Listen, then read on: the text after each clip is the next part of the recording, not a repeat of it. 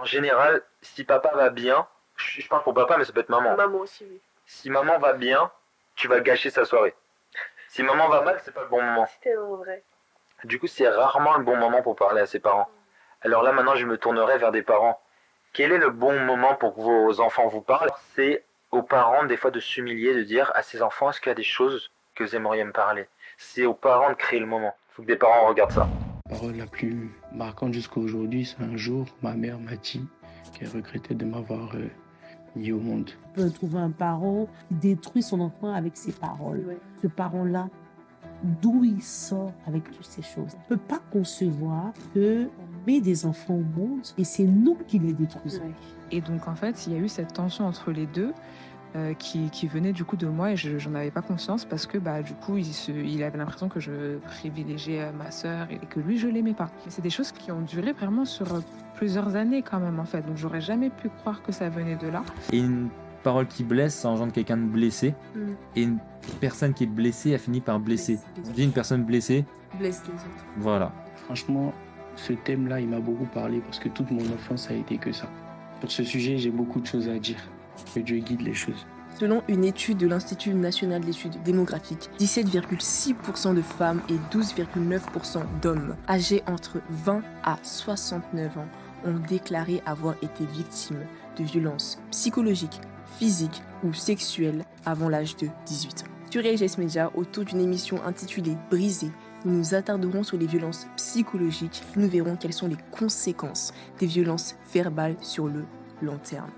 Et pour rendre cette émission pertinente, nous sommes rentrés pour vous en relation avec des professionnels tels que des psychologues, des éducateurs de jeunes enfants, mais aussi des autorités spirituelles pour décortiquer au mieux ce fléau qui ronge non seulement les individus, mais aussi les familles sur des générations. Bien entendu, étant donné que sur LGS Media, nous donnons la parole à ceux qui ne l'ont pas, nous sommes rentrés aussi en relation avec des victimes qui ont accepté de témoigner à face cachée ou à face découverte. Des personnes qui sont aujourd'hui sur le chemin de la restauration ou qui le sont déjà, afin de vous montrer que la restauration est possible. Mesdames et messieurs, installez-vous confortablement devant Brisé, car vous en ressortirez restaurés.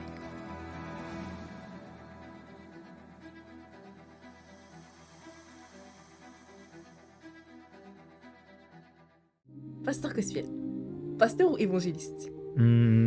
Pasteur. Non, évangéliste en fonction pastorale. Ok, d'accord, évangéliste en fonction pastorale, ok. Comment allez-vous? Ça va, et bonjour Jemima. Bonjour pasteur. En fait, ça m'a fait rire parce que je me suis dit, je crois que j'ai pas dit bonjour, c'est ça? Ouais, mais c'est pas grave. Bonjour, enchanté. Enchanté. En tout cas, c'est vraiment un plaisir de vous recevoir sur LGS Media. Et merci vraiment d'avoir accepté cette interview. Parce que pour entrer dans le vif du sujet, je pense que en fait, vous êtes vraiment l'une des personnes qui peut parler de ça, Ok. de Brisé, parce que, enfin, dans cette émission Brisé, simplement parce que je voulais vraiment aborder la thématique des violences verbales, sur tous les angles. C'est-à-dire que sur le point de vue, voilà, des personnes qui l'ont vécu, les témoins, sur le point de vue, mais aussi psychologique, Ok. par rapport à l'éducatrice de jeunes enfants et la psychologue. Et maintenant, pourquoi je voulais aussi parler avec un pasteur de cette thématique? Simplement parce que moi, je suis congolaise. Et ça, les violences verbales chez nous, c'est vraiment quelque chose de banal. Vous connaissez? Je dis rien, D'accord. mais on voit ça chez tout le monde. C'est vrai, c'est tellement vrai, c'est vrai. C'est vrai que je parle de ce que je connais, mais c'est vrai que... Moi aussi, chez j'ai tout le connu. monde. Vous aussi? Ouais. Dans la famille aussi? Un petit peu, ouais. Ok. Et lorsque je parle de nous, les Congolais, eh bien, je vais même pas parler des Congolais, en fait. Je vais parler, en fait, de nous, les chrétiens. Ok. C'est qu'en fait, ce qui m'a fait mal, c'était d'avoir réalisé... Je m'étais convertie quelque temps, je m'étais convertie, et puis par la suite, j'ai vu chez les personnes qui sont pourtant nées de nouveau, qui sont vraiment sauvées, mais j'ai vu ça en elles, et ça m'a attristé, ça m'a profondément attristé. Aujourd'hui, on est là pour en parler, Ouais. pas pour condamner, mais pour édifier, en fait. Ok. Simplement pour Ok. édifier. Je suis là pour ça. Donc, on va vraiment aborder ça dans le sens de la parole. Ok. Vraiment aller dans le sens de la parole. Qu'est-ce que la parole dit des violences verbales? Est-ce que même elle en parle? Et si oui, qu'est-ce qu'elle dit? Donc, Ok. je vous laisse... J'ai deux passages bibliques, moi, qui m'intéresseraient pour un peu planter le décor. C'est Éphésiens 4, 29. D'accord. La Bible dit qu'aucune parole mauvaise ne sorte de votre bouche, parce qu'il peut y avoir des bonnes, des mauvaises, Mais les mauvaises, la Bible dit aucune, aucune, aucune, mais seulement celle qui est bonne à l'édification, selon le besoin, afin qu'elle fasse du bien à ceux qui l'entendent. Donc déjà, la Bible nous dit une chose, c'est de ne pas avoir des paroles mauvaises, parce qu'on peut dire oh, t'es minable, t'es nul, regarde ta tête. Il faut faire attention parce que les enfants on a envie un peu d'évacuer le stress avec des paroles dures. C'est ça. Et la Bible dit que déjà, en tant que chrétien, tu peux pas avoir ce genre de paroles. Nous, à l'église, on peut voir des choses, par exemple, quelqu'un qui sert, quelqu'un qui fait quelque chose un peu mal. On a envie de dire des fois, Oui. c'est minable, C'est c'est nul. nul, Ouais. c'est horrible. Mais il faut pas avoir des paroles mauvaises, il faut des paroles assaisonnées de sel. La Bible dit dans Matthieu 5,5, heureux les doux, car ils gagneront le monde. Il faut beaucoup de douceur en tant que chrétien. Et donc, c'est sûr que la Bible parle des paroles qui blessent. Ça, c'est sûr. Une parole mauvaise, c'est une parole qui blesse. Et une parole qui blesse, ça engendre quelqu'un de blessé. Mm. Et une personne qui est blessée a fini par blesser. Blesser les On dit une personne blessée, Blesse les autres. voilà. Ouais. Donc, souvent, quelqu'un qui est dur dans ses mots, il a eu un père qui a été dur, il a eu une mère qui a été dure. Et il faut briser un petit peu Cycle. le cycle des mauvaises paroles. Et dans la Bible, on nous parle aussi de Pénina et de Anne. Mm. Anne, elle était stérile, et Pénina, sa rivale, elle avait des enfants. Ouais. Et en fait, on peut le voir dans 1 Samuel 1, de 6 à 7, que en fait, Pénina, elle oppressait Anne. Et du coup, dans ce texte-là, le mari, du coup, parlera à Anne et lui dira, moi, je ne vaux pas mieux que 10 fils pour toi, parce qu'en fait, Pénina lui disait, tu n'auras pas d'enfants, moi, j'ai des Ouais, enfants. elle a Alors, c'est pas nargué. écrit textuellement, Ouais. mais elle avait des paroles dures, et on voit, c'est un exemple biblique, qu'en fait, on peut être violenté par des paroles. Quelqu'un qui te persécute, ça peut être par des gifles, mais par des mots. Et des fois, vaut mieux une gifle que des mots, parce que des mots, ça reste. Ouais, l'âme, c'est le siège des émotions, c'est une éponge, et ça reste. Tu vois, quand des fois, tu trouves une éponge, tu la presses, Et il y a il y a, tout qui sort. il y a du coca qui peut sortir, il y a du lait, il y a du jus d'orange. L'âme, des fois, elle a tous les mots, tout ce qu'on nous a dit, et ça peut commencer par les parents, avant même de commencer par de l'harcèlement scolaire. Par exemple, là, on voit que donc carrément même la parole, même elle-même parle des Mhm. violences verbales. Ça existe en fait. Bien Même sûr. aux yeux de Dieu, ça existe. Bien sûr. Comment, selon vous, on reprendrait un enfant? Euh, Un enfant, vraiment, supposons là, on se met à la place du parent qui est déporté, qui vraiment ne supporte plus peut-être l'attitude d'un enfant. Comment est-ce qu'il devrait réagir? Moi, je pense que si on devait reprendre un enfant, on devait le reprendre sur la base des Écritures, premièrement, comme on l'a dit, parce qu'on peut avoir une manière d'être chrétien. La meilleure manière d'être chrétien, c'est selon la parole. Il y en a qui diront, il faut pas faire ci, il faut pas faire ça. Qu'est-ce que la parole dit? Il faudrait maintenant enseigner l'enfant selon les Écritures. Et je pense que l'enfant, il faut lui présenter le bien et le mal, lui présenter deux situations. Par exemple, on veut reprendre un enfant, et tu dis à l'enfant, écoute, selon toi, est-ce qu'il faudrait taper maman ou est-ce qu'il faudrait lui toucher la joue? Est-ce que tu penses que, tu vois, lui expliquer, parce qu'un enfant, il faut pas lui parler toujours en mode gaga, il faut lui parler comme un adulte, il comprendra, Oui. il faut l'enseigner, et aussi en tant que mère, en tant que père, il faut avoir la foi que, au moment où je lui parle, Dieu, il sera avec moi, il va le convaincre. Moi, c'est ce que je crois, plutôt que de crier tout le temps. Oui. Donc là, par rapport à l'enfant, vous avez dit une phrase. Mhm. Vous avez dit, on n'est pas chrétien seulement, un truc genre, on n'est pas chrétien à notre façon, Mhm. on est chrétien selon la parole. Et moi, c'est à là que je veux en venir, la culture. Mhm. Est-ce que la culture et la foi font bon ménage? Toujours un verset pour commencer, 2 Timothée 3,16, la Ok. Bible dit « Toute écriture est inspirée de Dieu et utile pour enseigner, pour convaincre, pour corriger, pour instruire dans la justice. » Je complète avec autre chose. Marc 7, de 8 à 9, la Bible dit « Vous abandonnez le commandement de Dieu pour observer la tradition des hommes, les coutumes. » Il leur dit encore « Vous anéantissez fort bien le commandement de Dieu pour garder votre tradition. » Wow. Donc là, on a deux textes. Un texte qui dit que la tradition annule la parole et un texte qui dit que tu peux reprendre, construire, censurer, édifier par la parole. Donc en fait, tu dois choisir en est-ce que j'enseigne par les Écritures ou est-ce que j'enseigne par ma tradition, mais tu vas pas pouvoir faire les deux. Parce que des fois, ta tradition, elle est contre la parole. Et exemple encore plus concret. Si pour toi, je connais des gens, par exemple, il faut, au niveau du mariage, il faut qu'ils partent en lune de miel. Ils font leurs histoires de A à Z, de la Genèse à l'Apocalypse, à deux, en lune de miel, honeymoon. Ok. Et quand ils rentrent, on les marie. Ça, c'est des traditions. Ah, Ouais, on les marie quand bah ils ouais, rentrent de du leur coup, lune de ouais, miel. ouais. Mais normalement, la lune de miel, c'est après le mariage. Ouais. Et c'est une communauté qui veut pas passer par la mairie. Alors que la Bible dit d'honorer tout le monde, toutes les instructions, tout. Donc, du coup, on voit que la tradition, là, elle va contre, du coup, la parole de Dieu. Donc, il faudrait mieux instaurer plutôt un enseignement qui est plus biblique que traditionnel. Par exemple, Dans la tradition, on te dira, il faut demander à mamie là où elle est. Elle va faire quelque chose. Non, qu'est-ce que la Bible dit? Faut Mamie pas qui est inv- morte, quoi. Ouais, mamie, elle est morte. Donc du coup, là, la tradition, elle est pas bonne parce que tu dis à Ouais. l'enfant, ouais, truc, ou peut-être le Père Noël. C'est mignon tout ça, mais ça vient quand même de Coca-Cola, c'est très commercial, c'est pas biblique. Donc du coup, c'est pas bon au profit de la tradition, de laisser la parole. Donc la culture et la foi à filtrer par les Écritures. Ok, à filtrer. J'aime bien ça, à filtrer. C'est-à-dire qu'en fait, il ressort de notre responsabilité à nous Ouais, de savoir ce qui est bon ouais, et ce qui est mauvais dans ma culture et de ne pas tout prendre en disant moi j'ai grandi comme ça. ouais. Ouais. Et du coup, comment s'en rendre compte si c'est mauvais? Des fois, il faut sortir, voyager, voir autre chose. Ouais. Et se rendre compte que waouh, là où j'étais, il y avait des histoires, hein. Parce qu'il y a des personnes, par exemple, qui sont beaucoup dans le vaudou dans leur famille, ils deviennent chrétiens, mais ils ont toujours un peu des objets porte-bonheur. Parce qu'ils ont ça dans leurs mœurs, dans leurs pensées. Ils sont habitués à ça. Avant, ils avaient un sachet, un truc sur eux qui portait bonheur. Bah maintenant, ils sont chrétiens, mais ils ont. Des fois, c'est la croix qui est ton porte-bonheur. Mais du Alors coup, que du coup Jésus, le Saint-Esprit est où? ouais. Mais moi-même j'ai une question quand on parle du Saint-Esprit, c'est que est-ce que lorsque une personne rencontre Jésus-Christ, est-ce que l'Esprit Saint en lui, enfin la nouvelle naissance en lui ne produit pas justement ce changement, cette révélation? Je prends l'exemple par exemple, Mhm, dans Actes des Apôtres. mhm, On voit qu'en fait au moment où ces personnes se sont converties, ouais, pour mettre un peu dans le contexte, bref, il y a eu l'apôtre Paul, etc., mhm, sont partis prêcher l'évangile dans une ville, mhm. et des personnes qui pratiquaient la sorcellerie se sont converties. Et en fait, la Bible nous dit qu'ils ont brûlé tous leurs livres de sorcellerie, qui, quand bien même ils étaient d'une grande valeur. Mhm, Personne ne leur a forcé la main pour leur dire, mais brûlez vos livres de sorcellerie. mhm. Mais c'était l'Esprit Saint en eux qui les a convaincus de péché, de justice et de jugement. Alors comment expliquer qu'une personne, elle est sauvée, mais en elle, et ça. Bah, je dirais la culture, elle est tellement forte que tu peux recevoir le Saint-Esprit, mais tu es tellement dans un...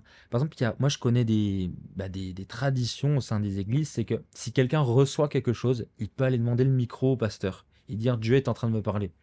Mais ça, c'est culturel. C'est-à-dire que c'est vraiment cette communauté, et c'est un peu comme ça. Il y a d'autres communautés où il faut pas qu'une femme s'habille autrement que comme ça. Il y a une manière pour s'habiller. Bon, moi, je crois que le Saint-Esprit, quand tu le cherches, il peut t'ouvrir les yeux et te dire, franchement, on fait beaucoup de chichi, beaucoup de traditions, beaucoup de culture. Il faut aussi demander à Dieu de voir des nouvelles choses. Et des fois, il faut sortir. Je crois pas, moi, à ce qu'une église puisse être seulement communautaire. Une communauté. Rester dans ta communauté. Par exemple, il y a des traditions où le papa, il reçoit tous les salaires du foyer sur son compte et lui redistribue après. Peu importe ton âge. Et c'est ton mariage qui t'émancipe. Aïe, Seigneur. C'est-à-dire que c'est quand tu te maries que tu récupères ton salaire. J'ai eu mal. Ouais. Mais ça, c'est la culture. Et en sortant, en voyageant, en ayant des copines, des amis, tu te rends compte que c'est pas normal. Ouais. Donc des fois, il faut sortir. Abraham, il a dit sortir pour voir Pour différemment. voir différemment, ouais. Ouais. Restons toujours dans le côté culturel. Mhm. Il y a des cultures dans lesquelles on entendra souvent oui, mais l'aîné a toujours raison. Mhm. C'est-à-dire que tu ne peux pas contredire. Et moi, je l'ai entendu cette phrase. C'est-à-dire que. Donc, j'allais la dire en lingala, mais on va passer. L'aîné a toujours raison. Mhm. Mais en fait, maintenant, qui est-ce que j'ai la parole?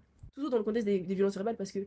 Oui, pourquoi je pose cette question? Parce que il y a des parents qui ne demanderont peut-être. Comment dire, qui trouveront tout à fait normal, en fait, ce qu'ils disent à leurs enfants. Ouais. Si l'enfant leur dit, mais tu sais, tu m'as dit ça, etc. Ben non, pour eux, comme c'est le parent, donc l'aîné, donc l'autorité, ils ont raison. 3 hommes qui ont usé de violence verbale envers un homme qui souffrait. C'était 3 amis de Job qui le persécutaient. En fait, Job, il était intègre. Et le diable, il se promenait. Et Dieu présente Job au diable. Il lui dit, C'est vrai. et le diable, connais-tu mon serviteur Job? Et il dit, oh oui, il est intègre, voilà, super, mais c'est parce que tu lui as tout donné. Reprends-lui ne serait-ce qu'une chose et il te maudira. Alors Dieu dit à Satan, tu peux le toucher, tu peux tout lui prendre, mais touche pas à sa vie. Et du coup, il perd tout, il perd ses enfants, il perd son bétail, il a des plaies sur le corps, il souffre. Et là, il y a 3 de ses potes qui viennent. C'est des anciens, c'est des vieillards, les sages. Et les sages viennent et ils accusent Job. As-tu péché? Qu'est-ce que tu as fait? Et en fait, le livre de Job, c'est un livre de sagesse. Il y a 3 livres de sagesse, il y a Ecclésiaste, Proverbes et Job. Mais pourquoi Job, c'est un livre de sagesse? Parce que c'est trois personnes qui essaient de comprendre ce que Dieu est en train de faire. Ils accusent Job, et t'as forcément ouvert une porte, forcément tu t'es masturbé, forcément... Enfin j'imagine, aujourd'hui c'est ce qu'on me Ouais, dirait. parce qu'aujourd'hui, ouais, dans le cadre Quelqu'un qui actuel. s'ouvre va dire, forcément j'ai ouvert une porte. Et c'est ça. Et il y avait un jeune qui s'appelait Eliou et qui attendait. Oui, Il oui. dit, bon, maintenant les anciens, vous avez fini de parler, maintenant moi je vais parler. Et en fait, Eliou apporte la pensée que Job, tu te crois juste à tes propres yeux. Parce que Job, en fait, dans la pensée, on essaie de comprendre quelle porte il a ouvert. Mais en fait, Job, en vérité, quand tu lis ce passage-là, tu comprends une chose, c'est que Dieu est souverain, Dieu fait ce qu'il veut, et il faut arrêter de croire aussi que parce que je le sers, je suis béni, parce que je le sers pas, j'ouvre une porte. Et Eliou a commencé à enseigner, le plus jeune a été le plus sage à ce moment-là, et tu sens que le Saint-Esprit résidait en lui, et tu sens que quelque part, Dieu voulait utiliser les jeunes, et c'était un signe que si des fois des jeunes se lèvent, les anciens doivent écouter. C'était le signe d'Eliou. C'était le signe que, ben, comme dans Joël 3.1 ou Joël 2.28, selon les versions, dans les derniers temps, dit Dieu, vos fils et vos filles prophétiseront. Vos jeunes gens auront des visions et vos vieillards auront des songes. Pour avoir une vision, il faut être éveillé. Pour avoir un songe, il faut dormir. Donc, il faut que les anciens aient dormir pour que les jeunes se lèvent. C'est-à-dire que les anciens doivent accepter que les jeunes les conseillent. Et ouais. Dieu peut donner une part du réveil à des jeunes, mais pour ça, il faut que les anciens se retirent. Il faut que les anciens partent faire des songes pour que les jeunes aient des visions. Donc oui, Dieu peut utiliser un jeune, bien sûr. Et ça, c'est vraiment, donc ça veut dire que c'est vraiment une forteresse à briser. La mentalité de l'aîné a toujours raison. Et ça tue des gens. Ça détruit des gens parce qu'il y a des personnes qui vivent dans l'orgueil. C'est vraiment l'orgueil. Je vais même pas finir ma phrase, c'est vraiment l'orgueil. Mais il y a des gens qui souffrent de ça. Mais on va continuer à dérouler et on va parler de ces gens par la suite. Là, maintenant, on a vu que l'aîné n'a pas toujours raison, etc. Et maintenant, parlons de l'enfant. L'enfant qui a reçu ses paroles. Comment est-ce qu'il fait pour exprimer son mal-être à ses parents sans violence? Parce que quand bien même l'aîné n'a pas toujours raison, l'aîné reste l'aîné, donc il y a le respect. Vous avez parlé de Eliou, il a attendu que les aînés aient fini de parler pour prendre la parole. C'était une marque de respect par là. Alors comment le jeune qui est blessé peut parler à ses parents sans forcément, en fait, d'un langage vulgaire, entre guillemets, péter les plombs, en fait? La Bible dit honore ton père et ta mère, mais honorer, c'est pas se taire non plus sur ce que tu ressens. Il y en a beaucoup, tu sais, ils diront je suis énormément combattu par ma famille. Franchement, c'est des sorciers. Ils combattent mon appel. Depuis que je suis chrétien, ma famille, c'est la plus grande occasion de chute. Moi, je dirais, mais comment tu apportes les choses? Parce qu'il y en a, ils diront, ils sont dans une famille musulmane, ils diront je suis chrétien, j'abandonne l'islam. Mes frères, c'est pas comme ça qu'on annonce. C'est violent. Tu auras une réaction violente. Si tu dis non, maintenant je suis un homme de Dieu, t'arrives chez toi comme ça. Maintenant je suis un homme de Dieu, ça on arrête de regarder à la télé, ça on n'écoute plus. Il y en a qui sont comme ça. Alors je dirais, s'il y a des reproches que tu veux faire à tes parents, s'il y a des choses qu'il y a dans ton cœur, veille à ta manière de le dire. Matthieu 5,5, heureux les doux, car ils gagneront le monde. Demande à Dieu, prie, qu'il donne le bon moment, parce qu'il y a des moments qui arrivent. Exemple, Jésus il prie toute la nuit, il arrive face à des personnes et il dit suis-moi. Le gars il suit. Parce qu'il y a le temps parfait de Dieu. Le temps parfait de Dieu, c'est que tu pries et papa il est disposé. Papa le gaillard, papa qui est costaud, papa qui gueule. Là à ce moment-là il est doux parce que tu as prié. Donc un enfant doit prier avant de parler à son père. Moi j'ai pu avoir des discussions profondes et j'ai pu avoir des discussions jusqu'aux mains. Qu'est-ce qui a changé? La prière et aussi la manière de le dire. Une parole douce calme la fureur. Une parole dure l'envenime. Alors deux choses. Papa là il t'a blessé. Alors tu fais quoi? Je prie pour lui dire de la bonne manière. Et aussi que ce soit le bon moment. Maintenant c'est quand le bon moment? En général, si papa va bien, je parle pour papa mais ça peut être maman. Maman aussi, oui. Si maman va bien, tu vas gâcher sa soirée. Si maman va mal, c'est pas le bon moment. C'est tellement vrai. Du coup, c'est rarement le bon moment pour parler à ses parents. Alors là, maintenant, je me tournerai vers des parents. Quel est le bon moment pour que vos enfants vous parlent? Et c'est comme dans le mariage. C'est jamais le bon moment. Si je vais bien, tu gâches tout. Si je vais mal, c'est horrible. Alors c'est aux parents des fois de s'humilier, de dire à ses enfants, est-ce qu'il y a des choses que vous aimeriez me parler? C'est aux parents de créer le moment. C'est comme dans un couple. Moi, je reproche des choses à Émeraude. Ça sera jamais le bon moment. Alors c'est à elle de me dire, Voilà mon cœur. Est-ce qu'il y a, Dédicace à maman émeraude. est-ce qu'il y a des choses que tu aimerais que je change? Je dirais c'est à la partie blessante de faire l'effort Ok. de s'humilier. Faut que des parents regardent ça. De fou. Carrément. Carrément. Moi, si mon père il viendrait et me dirait est-ce qu'il y a des moments où je t'ai blessé, ça serait le bon moment. Papa. J'ai un père extraordinaire, hein. Ok. Mais c'est ça l'image, quoi. Ouais. Ce serait vraiment le moment où je m'assois. Ouais. Prends de l'eau. Mais maintenant, si je dis papa, un jour tu m'as blessé, moi il m'a déjà dit arrête de faire les grands garçons, les grands bonhommes à jouer les. Tu vois, il me rabaisse direct parce que c'est pas le bon moment. Ok. Mais la prière peut créer le bon moment. Amen. Amen, amen. En parlant d'humilité, est-ce que... Donc, je pense que oui. Mais comment expliquer à un parent qu'il peut aussi demander pardon à son enfant? Et aussi lui expliquer les conséquences de ne pas demander pardon à son enfant. Ok. Deux passages. Proverbe 127, verset 3. Voici, des fils sont un héritage de l'Éternel. Le fruit des entrailles est une récompense. Je passe. 1 Timothée 5, verset 8. Si quelqu'un n'a pas soin des siens, et principalement ceux de sa famille, il a renié la foi, il est pire qu'un infidèle.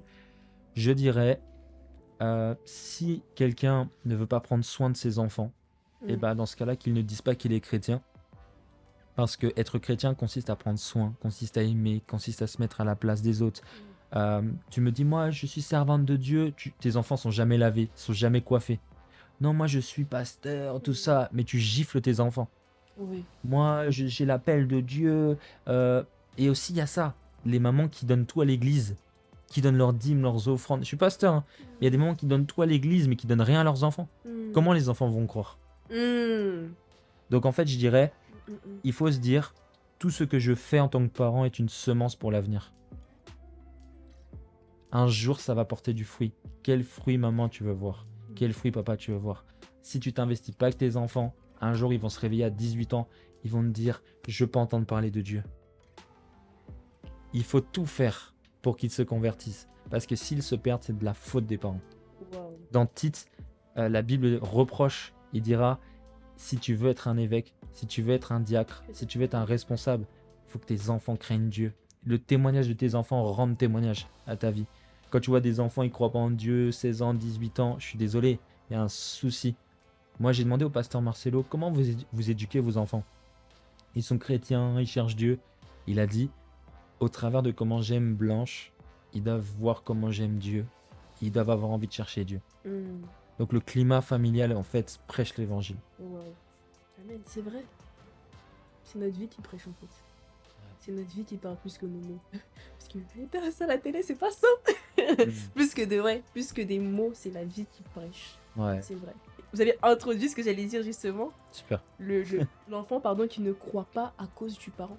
Parce que moi, je vous ai dit au début de cette émission que ce qui m'a fait mal, c'est parce que je l'ai vu en Christ. Ok. Est-ce que là, vous pourrez dire à un enfant, peut-être qui a grandi du coup, Mhm. mais qui dans l'enfance était victime de ces violences et qui aujourd'hui ne croit pas en Dieu, parce que sa mère ou son père qui allait tout le temps à l'église, et ben en fait l'insultait aussi tout le temps. Bah, je dirais comme quelqu'un qui a été violé par un pasteur, qu'est-ce que tu veux faire? C'est-à-dire, tu as toutes les raisons de ne plus croire en Dieu.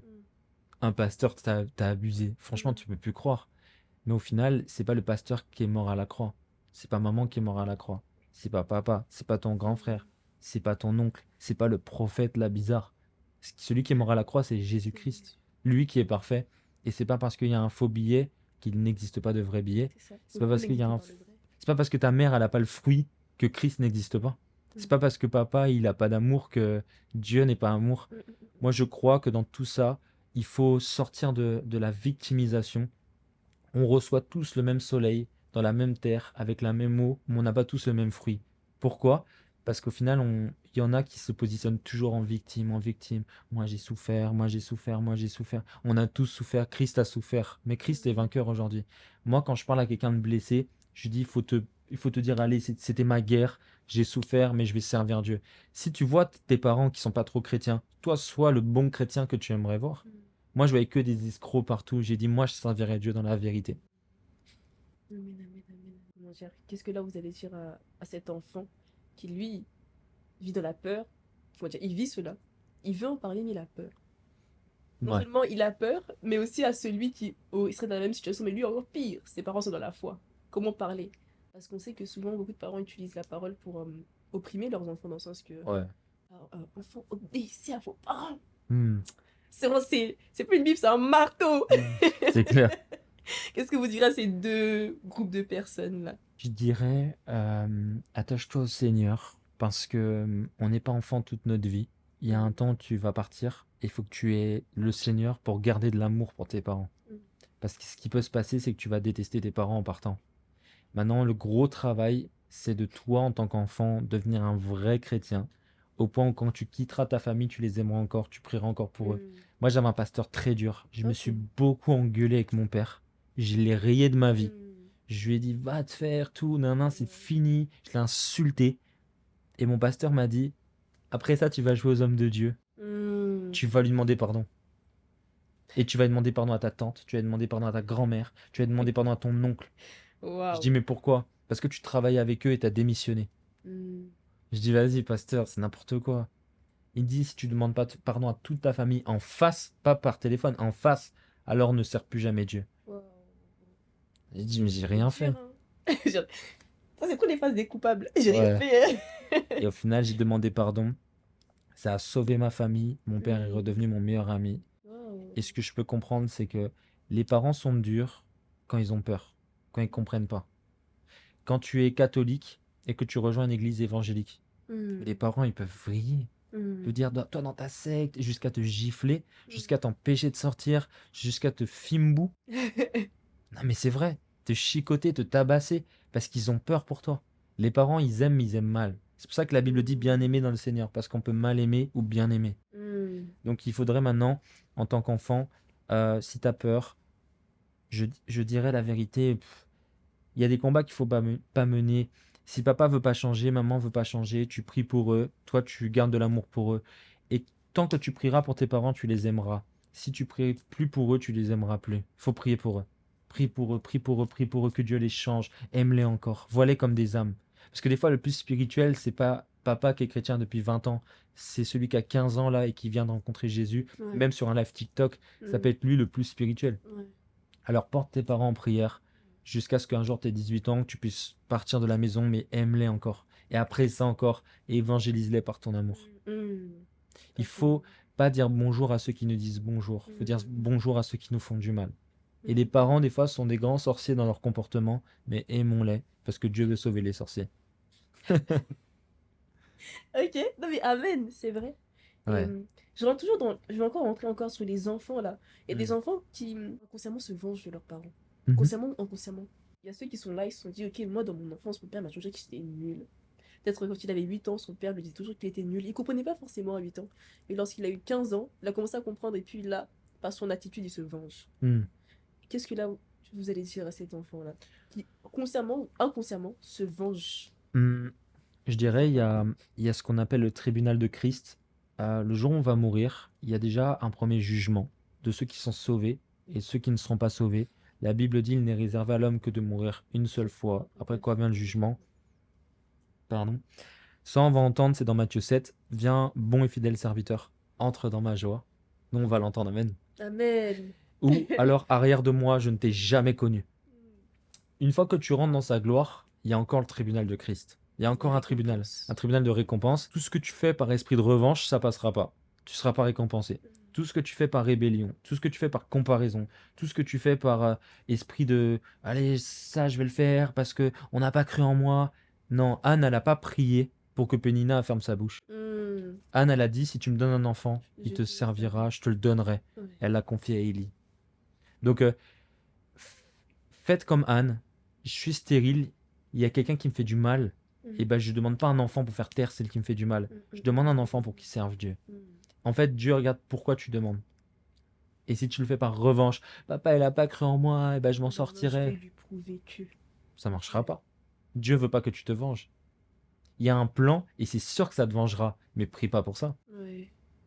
Je vais pas faire taire mon père, moi. Jamais. Même qu'il ait raison, tant mieux. Moi, le but, c'est que je serve Dieu et que je sois dans son plan. Et si maintenant le plan, c'est que je serve dans la pauvreté, ça veut dire que je vais jamais contredire mon père alors. C'est ça. Le but, c'est pas de. Faites pas les choses pour contredire vos parents. Faites les choses parce que Dieu le veut. Mm, mm, mm.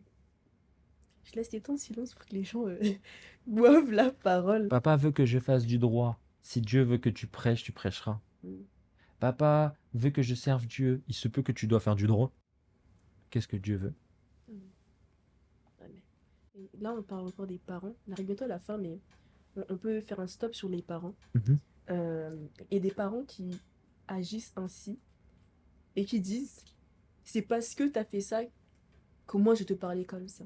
Peut-être il peut y avoir, alors, supposons que le temps dont on parlait, le moment parfait, qui n'existe pas vraiment mais qui existe d'une certaine façon, il a trouvé, il a pu réunir ses parents et puis leur dire voilà, dans mon enfance vous m'avez dit ceci, cela.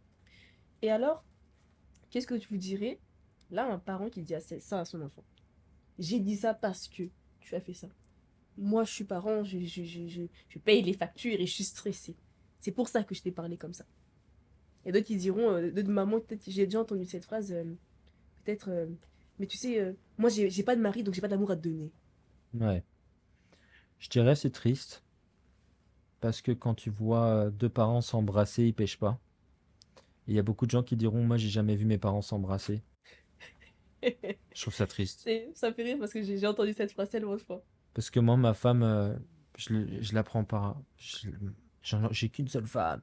Donc je la prends par les hanches, je Mhm. l'embrasse et alors vous allez faire quoi?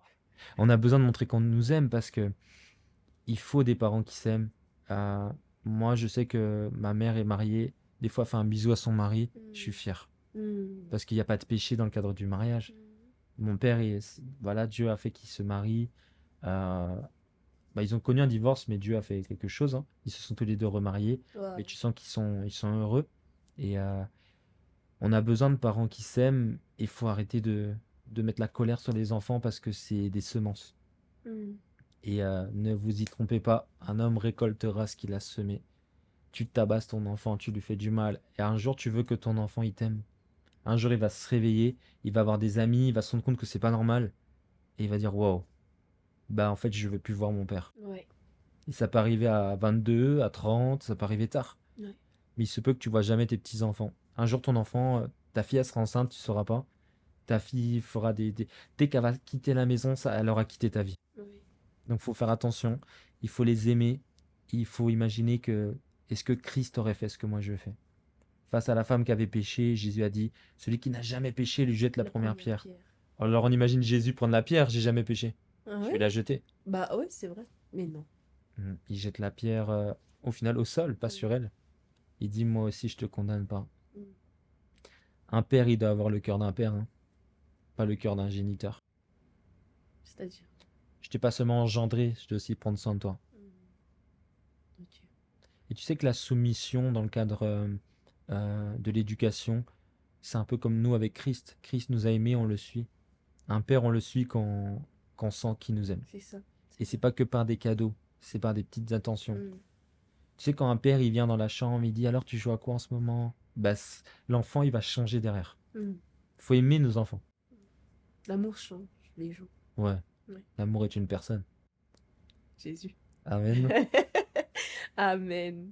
On a vu un peu donc les conséquences donc, des violences verbales. On a vu au Mhm. début que souvent c'est parce que le parent lui-même l'a vécu qu'il ne sait que transmettre ce qu'il a reçu en fait. Mais on sait aussi, conformément à la parole, que la pensée, tout passe par la pensée. Mhm. Je fais ce que je pense. Et si ces personnes agissent comme ça, c'est parce que c'est leur mentalité, c'est ancré en elles. Et c'est comme ça qu'elles pensent. Ouais. Comment renouveler ces pensées maintenant? Par la parole. La Bible dit, ne vous conformez pas au siècle présent, mais soyez transformés par le renouvellement de l'intelligence. Et ça, c'est la Bible qui fait ça. Quand je lis, je change.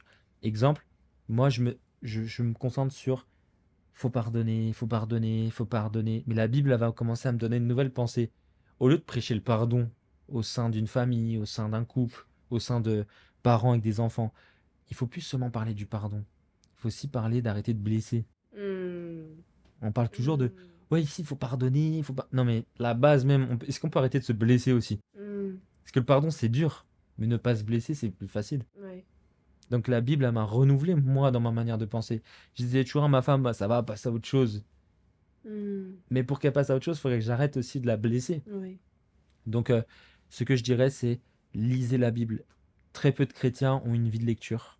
Méditez-la, méditez-la, méditez-la, méditez-la. Méditez la parole nuit et jour. Et vous allez changer. Changer par la parole. Et la stature de Christ va commencer à venir en vous. Ouais. Bah, y a des gens qui me disent « Oh, toi, t'es un pasteur différent, truc. » Bah, je dis, c'est parce que moi, c'est pas un homme qui m'a enseigné. Amen. J'ai lu la Bible, je l'ai lu, puis la pensée de la Bible est venue. Et j'ai commencé maintenant à... Je sais pas, j'ai lu Jacques, ou quand quelqu'un de pauvre vient dans l'église, il faut pas le mettre derrière. Tu vois, ça, c'est des renouvellements. Quelqu'un qui vient en costume comme ça, on va dire « Homme de Dieu ». Quelqu'un qui vient déchirer, on va dire « Toi, là ». Non, la Bible dit de pas faire ça dans Jacques. Donc, ça renouvelle. C'est vrai. C'est vrai. Ça met une crainte. Ouais. Ça met de l'honneur pour l'autre. Juste Ouais. l'autre, en fait. Mhm. Là, qu'est-ce que vous direz donc à cet enfant qui maintenant est blessé? Et plus que blessé. Rancœur, amertume, tout. Qu'est-ce que vous lui direz? C'est bon, il a eu tous les conseils. Ok, on a parlé Ouais. de ça, il s'est peut-être même reconnu. Mais comment est-ce qu'il va faire pour se libérer là? Moi, je suis dur avec les personnes blessées parce qu'il y a trop de gens qui sont doux avec eux. C'est-à-dire qu'il y a trop de gens qui disent « Ah, t'as vraiment souffert, ça doit être dur. » On n'avance vraiment pas comme ça. Pas du tout. Moi, j'ai été énormément blessé, je m'en suis sorti. Aujourd'hui, je suis pasteur, j'ai plein d'accomplissements. Comment je m'en suis sorti? J'ai écrit ce que je ressentais. Je l'ai écrit en pleurant. Exemple, j'en veux énormément à mon père de ce qu'il m'a dit. J'en veux énormément à mon meilleur ami de m'avoir lâché comme ça. Micro. Et j'en veux énormément à cette personne de m'avoir fait ça. Et après, j'ai proclamé l'inverse. Je n'en veux plus à mon père. Je souhaite du bien à mon père. Je souhaite du bien à son couple. Je lui souhaite de réussir, de rencontrer Jésus. À mon meilleur ami, je lui souhaite d'avoir des enfants. Je lui souhaite d'aller loin. Et en fait, tu proclames l'inverse de ce que tu ressens. C'est une reprogrammation, en fait. Proclamer, j'appelle ça des phrases de vie. Exemple, t'es timide, tu dis « J'ai l'assurance, je vais bien. » Moi, j'étais très attaché à quelqu'un, quand j'y pensais, je pleurais. C'est souvent ça dans les relations amoureuses. J'ai commencé à dire « Je suis pas son mari. Je suis pas son mari. Franchement, cette personne-là va se marier, elle sera heureuse. » Et je l'ai dit, et ça m'a libéré. Il faudrait commencer La à... puissance de la parole. Ouais, En fait, vous avez semé d'autres graines, en fait. ouais. Tout simplement. Tu vois, si aujourd'hui on te dit tu parles bien, t'es bien coiffé, tu tiens très bien ton podcast, bon, il y a beaucoup de choses, tu sais déjà. Genre, t'es bien habillé, tout, on t'a déjà dit dans ta vie. Ça va. Mais maintenant, si je te dis, tu as un fort don prophétique. Là, tu vois, c'est différent parce que tu l'entends pas souvent. Oui. Il y a des choses pour toi, c'est acquis, parce que tu les as beaucoup entendues. Si je te dis, tu es une fille, c'est déjà. Mais si je te dis, tu as une sensibilité dans ta foi. On sent que tu es une femme sensible et très intelligente dans ce domaine, truc. En fait, si je précise, c'est des nouvelles semences. Ouais. Il faudrait maintenant que dans tous les domaines de ta vie, tu aies déjà semé toi-même. De manière à ce que si une nouvelle parole vient, elle trouve déjà une semence. Moi, je suis prospère, j'ai l'assurance, je suis beau, je suis puissant. Si tu viens me dire que je suis pas puissant, je suis pas beau, j'ai déjà semé ça en moi. Je l'ai déjà dit et redit. Amen. La parole, je l'entends, je pose des actes, après je pose une attitude, je pose des habitudes, et ça façonne mon caractère. Juste par la parole. Donc là, ce que vous direz à ces personnes, c'est... Donc arrête de te victimiser, comme on a dit premièrement. Et oui, tu as vécu ça, mais va de l'avant. Et surtout, va de l'avant avec de nouvelles paroles pour toi-même d'abord. Aime-toi d'abord, toi-même, en fait. Je suis fort, je réussirai.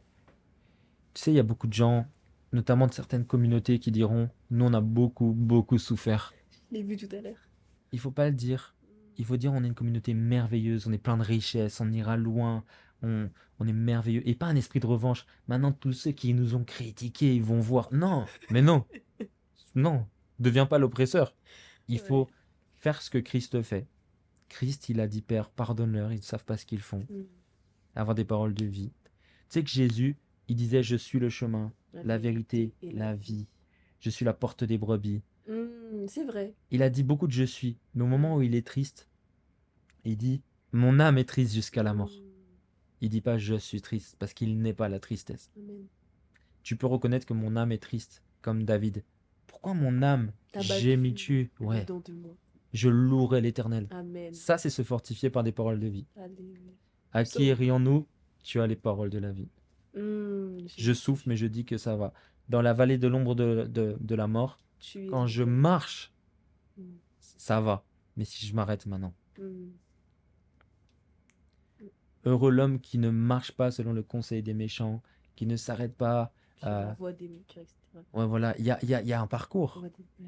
Il marche, il s'arrête et il s'assoit. En fait, il faut continuer de proclamer la vie, semer la vie, semer la vie. Moi, on me dit, t'es pas un peu jeune pour être pasteur? Mais j'ai déjà balisé mon âme de, je suis dans Amen. l'assurance, j'ai la jeunesse en crise, j'ai la force. Tu peux pas me décourager. Des fois, il y en a qui diront, moi, on m'a déjà dit récemment, mais t'étais pas évangéliste. Mais j'ai déjà prié, je suis déjà convaincu que je suis un évangéliste en fonction pastorale et je vais former des évangélistes. Amen. En fait, il faut un enfant Être le aujourd'hui. prophète de sa vie. Voilà. Ok. Qui aujourd'hui peut dire, j'ai mis ce que tu fais, c'est nul. Tu sais déjà que c'est bien. Tu t'es convaincu de ça. Je suis convaincu que ce que je fais, c'est bénéfique pour quelqu'un. Si une parole t'atteint, c'est que t'as pas bien semé. Moi, on me disait toujours, toi, ça va, t'es bien financièrement. Oh, j'avais rien. Non, toi, t'es bien, hein. On m'a toujours dit ça. Un jour, j'ai accepté, hein. J'ai dit, ok. Et toujours, Tant qu'à faire. même là, pendant que je te parle, c'est pas toujours bien, Mm. mais on m'associe toujours à ça. Mm. S'il y a plusieurs églises, on dira, non, mais lui, là, il est bien. Il est Ouais. bien. Bah, j'ai commencé à le dire, je suis bien. Je suis Je suis bien, je suis bien. Et maintenant, face à l'adversité, j'ai la foi. Amen. Amen. That's it. Ok. Et donc la même question, mais pour le parent. Le parent qui dit, ok, mais moi je veux bien, et je reconnais même. Mais c'est comment je change? Moi, j'ai eu un problème récemment avec une chrétienne.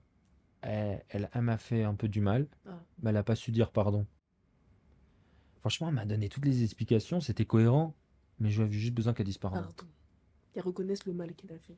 Franchement, au final, elle avait comme... Bah, c'est pas grave, quoi. C'est un peu comme si j'annule le podcast, mais c'est parce que j'ai fait un accident. Bah, des fois, il faut juste dire toutes mes excuses. J'ai eu un accident. L'accident, il justifie que je sois pas là. J'en ferai jamais au nom de Jésus. Mais, Amen. Amen. mais demander pardon, ça fait du bien. Pardon, ça remonte de Dieu, je serai pas là parce que j'ai eu un accident. Le pardon, il fait du bien. Mais si je suis pas là, de toute façon, j'ai des raisons valables. Là, on est dans la rivalité. Ouais. Je dirais à un parent, tu rentres dans la chambre de ton enfant, tu dis, mon fils, je te demande pardon. Moi, ma mère m'a demandé pardon. Mhm. Parce qu'elle m'a dit, j'ai eu des garçons à la maison, j'ai pas été là une mère parfaite. Elle m'a libéré, hein. C'est tellement vrai ça. Je me sens bien maintenant. Tellement vrai. Que le pardon libère toute personne. Parce que moi-même j'ai vécu ça. Et il suffisait juste que la personne me dit je te demande pardon. Et j'étais montée. Quand je vous dis, vous savez que quand on essaie de déclarer des paroles, Seigneur, je walk in love. Je marche dans l'amour parce que t'as le seum. Et tu essaies là de marcher dans l'amour, mais la personne tu dois la revoir et puis elle fait encore un autre truc. Et là par contre, le walk in love il y est plus là. Et puis tout d'un coup, il y a juste je te demande pardon. Et là, pouf, tout explose. Je te demande pardon. Ouais. Parce que le diable, il va anticiper la guerre, mais il va pas anticiper l'amour, il comprend pas l'amour. Quand tu demandes pardon, tu l'empêches de calculer la zone. Il comprend plus. Oh, mais comment ça c'est redevenu en paix?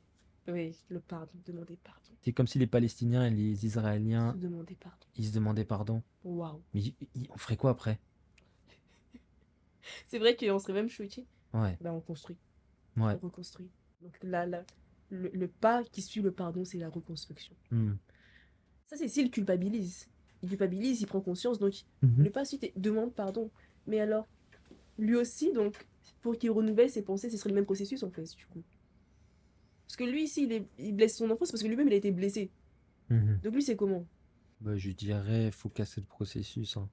Tu sais, tu peux avoir un pasteur qui est dur avec toi, être un bon pasteur. Tu peux avoir un mauvais père et être un bon père. En soi, il y a des mauvais exemples qui restent des exemples. Ce que je dirais, c'est un parent qui est pas très bon, bah, il peut corriger dès aujourd'hui. La Bible dit, Today is a day of salvation. C'est aujourd'hui. Aujourd'hui, c'est un jour que Dieu a créé pour changer. Ouais. Si hier je pêche, aujourd'hui je peux changer. Okay. Aujourd'hui, au travers de cette vidéo, sûrement un parent va dire, non, j'abuse. Je vais dire à mon enfant que je l'aime. Okay. Alors, on est à la fin de cette vidéo. est-ce que vous pouvez juste prier Mhm. pour quelqu'un, pour une famille, un parent? Ok. Père éternel, Dieu de gloire, je veux te remettre cette maman qui a du mal des fois à exprimer de l'amour parce qu'elle a beaucoup souffert. Je veux te remettre ce papa et déclarer que aimer n'est pas se rabaisser, car Christ lui a pleuré alors qu'il est l'homme par excellence.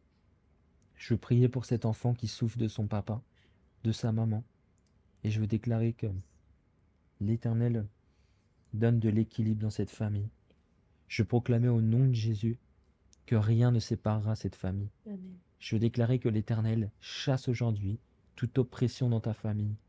Et je crois qu'une famille, c'est une nation. Si un pays va mal, c'est parce que les familles vont mal. Et je veux déclarer que si le corps du Christ aujourd'hui a des familles solides, ça sera un corps puissant. Je veux déclarer qu'il n'y aura pas de divorce dans ta famille. Je veux déclarer que tes enfants te respecteront. Tes enfants croiront en toi. Tes enfants prieront avec toi. Je veux déclarer, toi là qui m'écoutes, il se peut que tu aies 10 ans, 15 ans, 18 ans, que tu puisses pardonner à tes parents.